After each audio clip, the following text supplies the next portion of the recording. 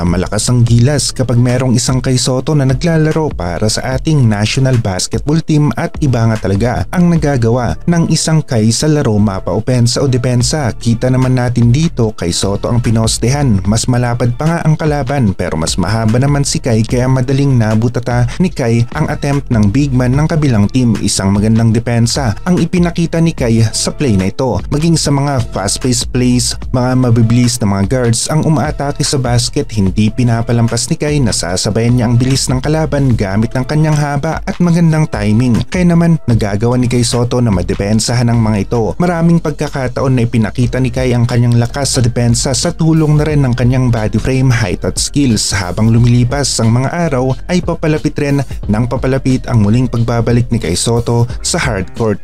Kahit nakasing tangkad nga ni Kai ang umaatake sa kanyang depensa ay wala pa rin silang panama sa skills ni Kai at kitang kita talaga na meron nga ring magandang timing sa pag-block si Kai Sotto na kanyang nagagamit para masupalpal ang tira ng kalaban. Maraming pinahirapan na big man si Kai sa loob ng paint, hindi sila basta-basta na lamang nakaka-score kapag merong isang malaking big man na nag-aabang sa shaded area. Maging sa alanganing pwesto nga ay nagagawa pa rin ni Kai Sotto na mablock ang kalaban at ito ang isa sa quality ng laro ni Kai, yung depensa na kanyang naibibigay sa isang team. Maging sa pagkuha ng rebound, hirap ang kalaban dito kay Kai Sotto. Advantage ang kanyang height kontra sa mga pangkaraniwang bigs na nasa 6'10 nga rin ang height. Lumabas ang mga update tungkol sa paglapad ng katawan ni Kai Sotto. Dulot na rin ng patuloy na conditioning na kanyang ginawa, parte na rin ng kanyang rehab. Isang comeback ang inaabangan natin mula dito kay Kai sa Koshigaya Alphas at lalong-lalo na nga sa team ng Gilas na kung saan mas gumaganda ang laro ng Gilas kapag meron tayong isang Kai Sotto at kasabay pa nga nito ang pagkakaroon natin ng isang QMB na magpapalalim sa rotation ng mga bigs ni Coach Tim Cone. Kada palitan nakakatiyak tayo na hindi bababa ang kalidad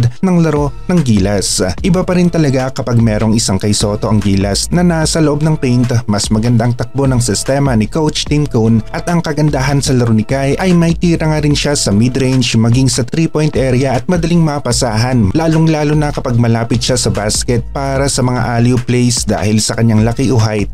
History ang nagagawa ng Gilas noong merong isang Kai sa kanilang lineup, mga teams na hindi nila matalo-talo ang kanilang na-upset kagaya na lamang ng Latvia at New Zealand. At aminado ang mga kalaban na isa nga sa malaking pagbabago ang size ng Gilas noong sila ay natalo. Hindi sila sanay sa laki ng Gilas pero noong nawala na nga si Kai sa lineup ay balik na naman sa dati. Ang Gilas team tinalo ng New Zealand at 2 beses rin na tinalo pa nga ng Chinese Taipei. Iba pa rin ang Junmar at Kai Sotto combo. Alam na alam ni Junmar ang kanyang gagawin kapag si Kai Sotto ang kanyang kasama dahil meron na silang chemistry, sanay na sila sa galawan ng bawat isa. Inaasahan naman natin na isa si QMB at siya nga ang papalit sa pwesto ni Junmar sa hinaharap dahil nakita natin na physical maglaro si QMB at kasing size nga rin niya si Junmar, maging sa lapad ng kanilang katawan hindi nagkakalayo.